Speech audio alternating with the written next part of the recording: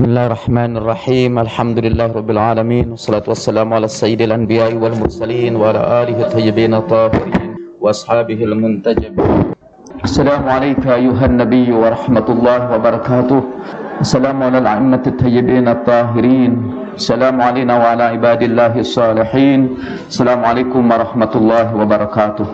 Ibu-ibu dan bapak-bapak, sudah banyak tadi kita mengikuti rangkaian acara maulid ini, mulai dari pembacaan sholawat, sudah kita dengarkan ceramah dari Samahatul Ustadz Usman Sahab, dan tadi di bawah bimbingan Ustadz Agus Abu Bakar kita membaca rangkaian zikir, istighfar, tasbih dan tahmid, sambil juga membaca sholawat kepada Rasulullah Sallallahu Alaihi Wasallam.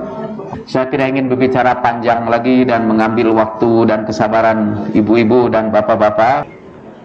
Saya ingin mengingatkan ibu-ibu dan bapak-bapak kepada jasa-jasa Rasulullah Sallallahu Alaihi Wasallam. Al-Quran menyebutkan bahwa kedatangan Nabi ke alam dunia ini dimaksudkan untuk menjadi ungkapan kasih sayang Allah Subhanahu wa ta'ala kepada kita. Wa ma arsalnaka illa rahmatan lil alamin. Tidak kami utus engkau kecuali untuk menyebarkan kasih sayang di seluruh alam semesta ini. Nah, apa yang pernah dilakukan Nabi Sallallahu Alaihi Wasallam? Yang pertama, beliau membawakan kepada masyarakat Arab waktu itu khususnya, dan kepada dunia sekarang pada umumnya, kecintaan kepada fakir dan miskin. Dahulu masyarakat Arab adalah masyarakat yang menindas orang-orang kecil. Waktu itu di negeri Arab ada dua macam manusia, ada orang miskin dan ada orang kaya. Orang miskin ada budak belian, ada orang merdeka. Orang miskin adalah orang-orang yang direndahkan di masyarakat, dianggap hina, dianggap tidak memiliki kemuliaan. Dan pada kerajaan-kerajaan zaman dahulu, orang miskin itu hanya dimanfaatkan oleh para raja untuk membangun kekuasaannya. Kalau ibu-ibu dan bapak-bapak pergi ke Mesir, sambil umroh kita berkunjung ke Kairo, kita pergi melihat piramida-piramida yang besar. Piramida itu tumpukan batu yang hampir berupa seperti gunung yang tinggi, dan di dalamnya disimpan jenazah para raja. Disitulah dikuburkan para raja. Tapi siapakah yang membangun piramid yang besar itu?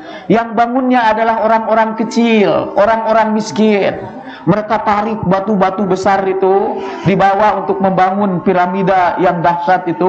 Tidak jarang ribuan di antara mereka tertimpa batu itu.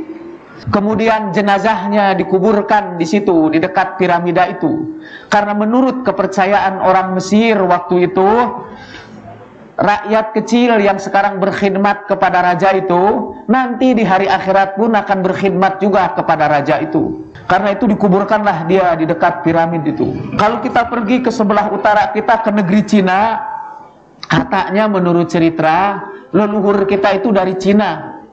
Dulu ada Cina di hulu sungai di Vietnam Utara, di hulu sungai Yunnan. Nenek moyang kita itu ketimpa banjir, sengsara. Akhirnya mereka lari ke laut, mendarat ke Betawi ini, dan melahirkan ibu-ibu dan bapak-bapak yang kita kumpul di sini. Jadi masih ada hubungan karib kerabat dengan orang Cina itu. Nah, di Cina sekarang ini ada sebuah tembok besar, panjang puluhan kilometer.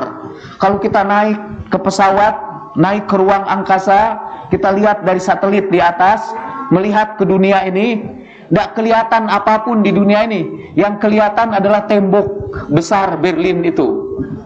Dari angkasa luar masih kelihatan tembok besar Berlin itu. Tembok besar itu dinisbahkan kepada raja. Ada raja yang membangun tembok besar itu. Tapi sebetulnya yang membangun tembok itu adalah orang-orang miskin, rakyat-rakyat kecil, dikerahkan untuk bekerja di gunung-gunung. Udaranya kadang-kadang dingin, kadang-kadang taupan meniup, kadang-kadang panas luar biasa.